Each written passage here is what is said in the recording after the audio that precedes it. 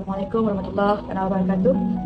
Bila customer di Estika Medispa Komadok ni sejak 2018 sampailah sekarang. Bermulanya saya ke sini tu sebabnya saya ada seorang sahabat lah. Sahabat lelaki tu. Dia ada bagi tahu saya, katanya isteri dia cakap dekat saya, kulit muka Kak Ada ni kusam sangat. Dia kata, terkejut lah. Ya ke? Kata, ya ke wife cakap macam tu, kata kulit Kak Ada ni? Ya betul ni, kata.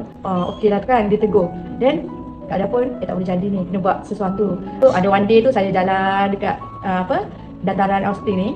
Lalulah depan Estika Medispa ni. First jalan tu tak masuk. Dan lepas 2-3 seminggu macam tu, saya mari lagi. Dan saya masuk, jumpa beauty consultant. Dan dia scan muka, cakap saya ni muka memang kusam, kulit kusam. Wrinkle pun banyak. Tona kulit pun, skin tone pun tak sekata. Macam bawah mata hitam. Saya pun setuju ambil package.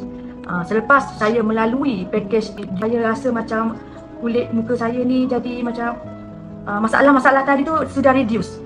Skin tone pun dah jadi makin okey. Kulit pun jadi macam lebih bersih lah. So, macam ada perubahan lah. Kulit muka saya berubah lah. Staff pun very friendly dengan saya. Kunjungilah Estika Medispa ni untuk dapatkan konsultasi dan untuk dapatkan facial treatment yang tepat untuk kulit wajah kita.